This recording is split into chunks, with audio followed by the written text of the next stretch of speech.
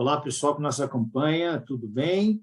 Eu sou o professor e pesquisador Marco Severo, líder de tema na divisão de marketing da Ampad. Estou aqui acompanhado pelo professor Rafael Barreiros Porto, diretor de comunicação e publicações da Ampad, pesquisador do PGA, da Universidade de Brasília. Essa é mais uma edição dos seminários de pesquisa da divisão de marketing da Ampad. Hoje nós temos o prazer de receber a Cristiane Pizzuti. A professora e pesquisadora Cristiane Pizzuti dos Santos possui doutorado em administração pela Universidade Federal do Rio Grande do Sul, concluído em 2001, um período sanduíche na Case Western Reserve University. É pós-doutora pela ETC Montreal em 2010, professora da Universidade Federal do Rio Grande do Sul desde 2002, onde atua no programa de pós-graduação PPGA da Escola de Administração. Antes, passou pela Universidade Federal de Santa Maria entre 1994 e 2002. É bolsista de Produtividade em Pesquisa 1C do Conselho Nacional de Desenvolvimento Científico e Tecnológico, CNPq. Possui 2 livros e 65 artigos científicos publicados. Entre suas publicações, destacam-se trabalhos publicados no Journal of Retailing and Consumer Services, Journal of Research in Interactive Marketing, Journal of Service Research, European Journal of Marketing e, mais recentemente, Journal of the Academy of Marketing Science. Suas pesquisas se concentram no comportamento do consumidor e marketing de serviços. Possui diversos prêmios de pesquisa, com destaque para 6 premiações de melhor trabalho da Associação Nacional de Pós-Graduação e Pesquisa em Administração, AMPAD. Seja bem-vinda ao Seminário de Pesquisa da Divisão de Marketing da AMPAD, Cristiane. Obrigado. Obrigada, é um prazer estar aqui com vocês para conversar um pouquinho. Cristiane, seja bem-vinda. Inicialmente, a gente vai começar conversando sobre a sua trajetória de pesquisa. Tá? Observando essa trajetória, há muito tempo você tem pesquisado no tema de marketing de serviço e gestão de reclamação de clientes. O que você detectou dentro desse tema que merece um amplo caminho de pesquisa? Olha, para contar um pouquinho, assim, eu comecei na área de marketing de serviços meio que sem querer, sabe? Quando eu estava fazendo lá o meu doutorado, eu fui fazer o meu sanduíche lá na Case Western, o professor Jadip Singh, né? Jadip Singh. E ele era um pesquisador dessa área, já bem renomado, e ele me sugeriu puxar um pouco a minha tese, meu tema de pesquisa para a área de serviços, que era gerenciamento de reclamações, service recovery, etc. E ali eu comecei, então, a me interessar por essa área. Então, sempre tive, assim, interesse nessa área de service recovery, mas eu acho que o que permeia, assim, mais minhas pesquisas é a questão da confiança, sabe? Esses dias eu estava pensando, assim, o que eu tenho realmente estudado com mais persistência, e eu acho que, mais do que o gerenciamento de reclamações, eu acho que é a questão da confiança em diferentes contextos. Então, a confiança no ambiente online, a confiança, quando eu falo em two-side message, em alguns papers que eu publiquei, que trazem essa ideia de ter a mensagem com negativo e positivo, quanto que isso afeta a confiança de quem está fazendo, né, emitindo a mensagem. Então, eu acho que um pouco assim, comecei lá meio que furtivamente, assim, e fui me apaixonando pela área, né, e fui gostando, e publiquei no JSR, né, que é um jornal super renomado dessa área. Logo em seguida, eu fui num congresso dessa área de marketing de serviços, e eu gostei muito da comunidade, assim, sabe? Dos professores que fazem parte dessa comunidade, eles me abraçaram, assim, de uma forma muito, muito interessante, e fiquei amigo de vários professores. Depois tive pesquisas em conjunto com esses pesquisadores que eu conheci ao longo das minhas participações em congressos, conferências, etc. Então, eu fui achando esse caminho do gerenciamento de reclamações, da questão da confiança, né? A confiança na área de serviços é um tema, para mim, bem que ainda merece aprofundamento, né? Porque a gente sabe que é muito difícil o profissional né, de serviços, quem trabalha em retail e tal, criar confiança, né? Cada consumidor é diferente do outro, não existe uma padronização, enfim, existe uma série de desafios dentro da área de serviços que são muito diferentes dos desafios da área de produtos, né? E quando eu cheguei de volta quando eu entrei na URGS, na verdade, me pediram para eu planejar uma disciplina de pós-graduação, né? E eu logo pensei em marketing de serviços. Talvez tenha sido até a primeira disciplina, assim, em nível de mestrado, doutorado, que foi ofertada no Brasil, assim, tenha sido a minha, né?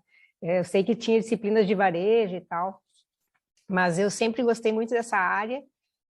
No início, eu tinha muito poucos alunos, assim, era uma disciplina mais periférica, vamos dizer assim, né? Mesmo que a gente saiba que 80% do PIB brasileiro, do PIB mundial, né, é representado pela área de serviços. Mas hoje em dia, assim, eu tenho visto que os alunos têm se interessado mais pelo tema, têm gostado mais de trabalhar e fazer a disciplina e tal. Eu não sei se eu respondi a pergunta, mas a ideia é um pouco isso, assim. Eu vejo hoje, né, que nessa área tem se trabalhado muito a questão de tecnologia, né, a questão dos robôs, da inteligência artificial. Talvez seja o ponto, assim, que se eu pudesse destacar alguns tópicos na área de serviço, né, esse seria um dos tópicos. Eu acho que eu já vou estar respondendo a tua próxima pergunta, mas enfim, né. Outra área que tem recebido bastante atenção é a questão do Transformative Research, que é a questão de geração de bem-estar, né, muito na linha daquele editorial do JM, que saiu algum tempo atrás, né, Better Marketing for a Better World. Então, tentando gerar coisas positivas para a sociedade, não só para as empresas, né? A questão da discriminação, do preconceito, né? Porque nós estamos vivendo numa fase onde tem muito refugiado, muito imigrante, né? Infelizmente, e isso tem proporcionado dentro da sociedade um certo desbalanceamento, né? As sociedades não estão sabendo lidar muito bem com isso, e isso envolve a questão dos serviços também. Então, acho que esses são temas assim que estão sendo trabalhados no momento, assim, eu acho que o futuro ainda reserva um espaço para eles, né? Sim. Ser uma das principais autoras de um tema de pesquisa pode demorar anos. E você tem sido bem sucedida nisso, né? Que passos que você enxerga para ser, para alguém poder ser um dos principais autores de destaque dentro de um tema? Nossa, isso teria várias respostas, assim. Mas eu acho que a primeira delas é algo que eu sempre digo para os meus alunos, assim, tu tem que ter um tema no início, assim, quando tu está fazendo mestrado, doutorado, tu tem que descobrir um tema para chamar de seu, né? Tu vai ficar conhecido pelo quê? Né? O que tu quer que as pessoas, quando pensem no teu nome, pensem no que tu trabalha? Ou o contrário, quando pensem no tema tal, quem é a pessoa, né, que tu conhece, ou uma das pessoas que tu conhece que trabalha naquele tema. Então, eu acho que é importante tu ter uma dedicação, assim, quase que exclusiva nos primeiros anos da tua carreira, né?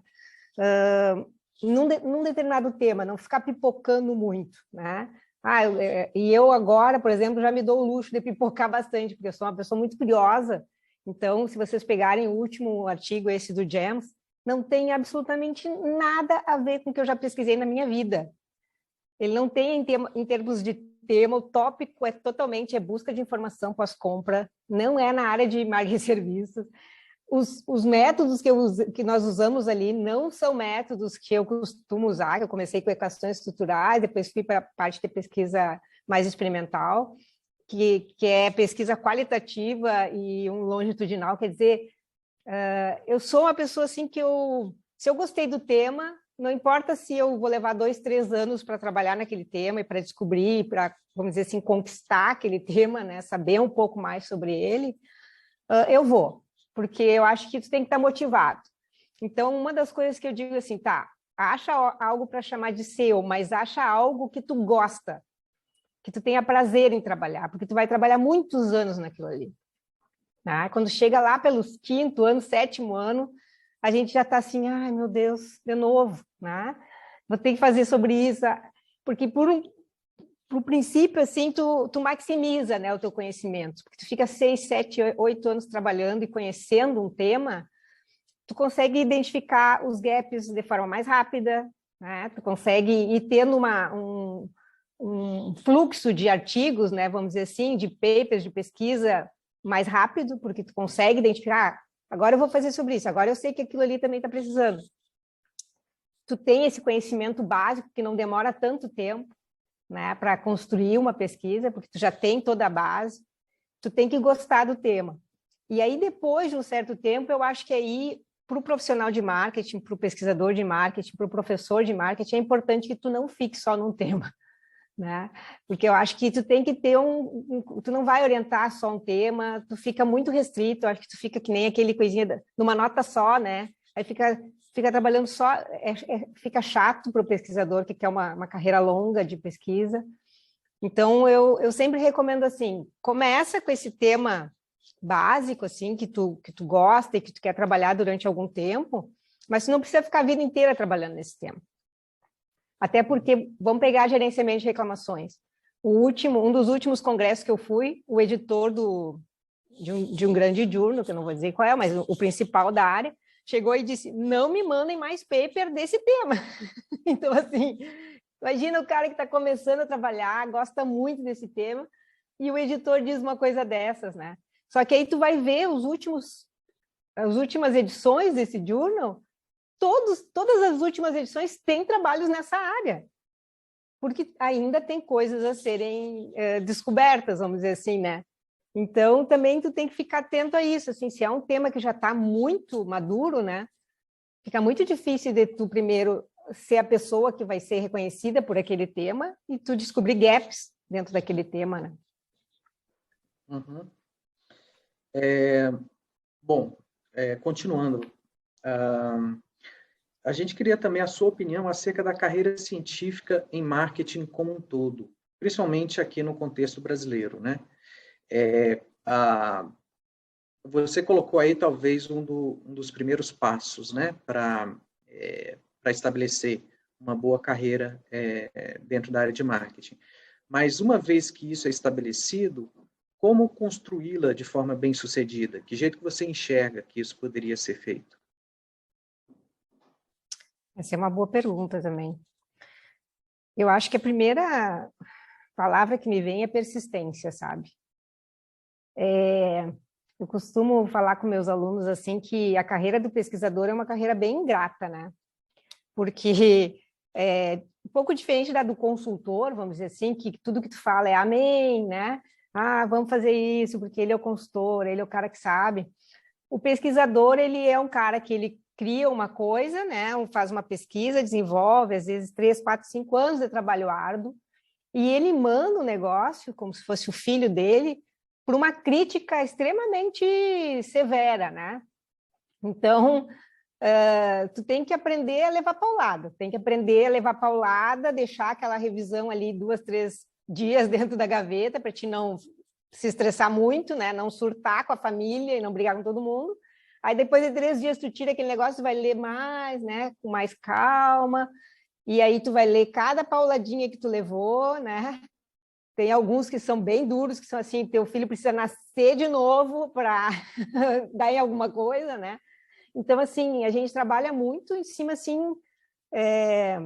Dizem que o acadêmico tem ego muito inflado, mas eu acredito que o pesquisador de verdade, ele não pode ter o ego inflado, porque não tem pesquisa que tu consiga publicar que venha só coisa boa, só, teu filho é lindo, teu trabalho é maravilhoso. É só, né? O cara é pago não, mas ele é chamado para falar mal do teu trabalho, para dizer o que pode ser feito de diferente, não para falar bem. Tem aquela primeira linha ali dizendo trabalho, tem um gap interessante, depois é só paulada, né? Então, tu tem que ser persistente, tu não pode ter um ego muito inflado, tu não pode... Teve uma vez que um aluno respondeu, sem me dizer, respondeu a carta de um avaliador, e depois ele só me disse assim, eu já mandei, professora. Claro que foi rejeitado, porque ele respondeu assim, não concordo, você tem que ler tal livro, nós não fizemos dessa forma porque a gente acha que não é a forma certa, e eu disse, tá, agora tu aprendeu, que não dá para ser assim, tem que ser humilde, tu tem que se colocar, né, numa postura de quase reverência, né? Claro, tu vai responder coisas à altura em alguns momentos, em outros momentos tu vai saber. Então, assim, eu acho que a persistência, gostar do que se faz, isso tudo é importante. Outras coisas que eu acho que são importantes para eu seguir, assim, participar de congresso eu acho muito legal, porque às vezes tu tá meio desanimada e tu vai para um congresso e tu vê as pessoas assim super animadas falando dos projetos, tu tem muitas ideias durante as apresentações, eu vou só para anotar assim coisas que me vêm durante a apresentação de outras pessoas, né? Ideias, gaps que eu acho que podem ser interessantes, né? E tu vê assim, tu faz parte de uma comunidade, tu te sente assim motivada, incentivada a trabalhar ali, né? Uma outra coisa que eu acho que é importante para a gente ter uma carreira longa, ter bons coautores, né? Bons coautores. Eu, graças a Deus, tenho tido assim a sorte de escolher não só internacionais, porque eu acho que os internacionais são importantes, mas em determinados momentos, né? Eu não sou daquelas assim que todo paper que eu vou tentar submeter tem que ter alguém de fora para poder dar um peso no paper. Eu acho que eu nunca tive essa. Eu sempre convidei pessoas que eu acho que trabalham como eu, que têm mais ou menos a mesma pegada que eu, porque isso é bem importante, né? Já tive experiências assim ruins, né, de trabalhar, enfim, né? Não vou detalhar assim, mas que não deram certo e que eu não trabalho mais com essas pessoas.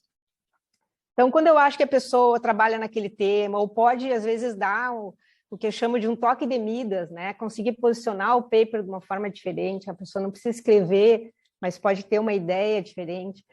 E eu gosto muito dos meus coautores assim, nacionais, que são, na maioria das vezes, meus ex-orientandos, vamos dizer assim, né? Eu costumo ficar muito próximo dos meus orientandos, principalmente de doutorado, mas também de mestrado. Alguns que fizeram mestrado comigo e foram fazer carreira no exterior, por exemplo, o Daniel Fernandes, que é um super pesquisador, né, da área de comportamento do consumidor, já publicou em vários journals. Publiquei muito com ele, a gente se afina muito. O Kenny Basso, a Natália Pacheco, a Larissa Becker, que foi fazer na Finlândia o doutorado dela. Enfim, muitos. A Maura Ferreira, que agora está nesse paper do James comigo. Eu acho que a gente se afina, assim, a gente tem, né? Já lá do doutorado, né? Eu costumo dizer que os orientandos, eu preciso ter uma afinidade não só acadêmica, mas também uma afinidade de alma, assim, né?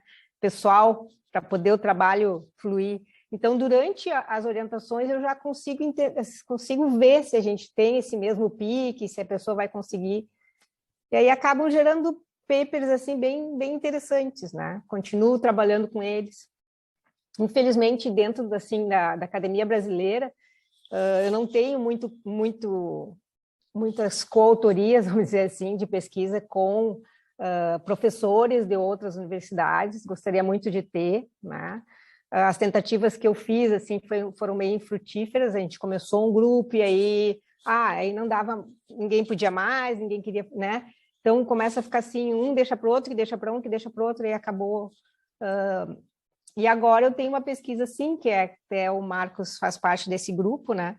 Com a Lúcia Barros, com o professor Paulo, da PUC do Paraná, Paulo Batista. E aí esse grupo tá funcionando, assim. E tu vê, eu já estou, né? Uma certa, assim...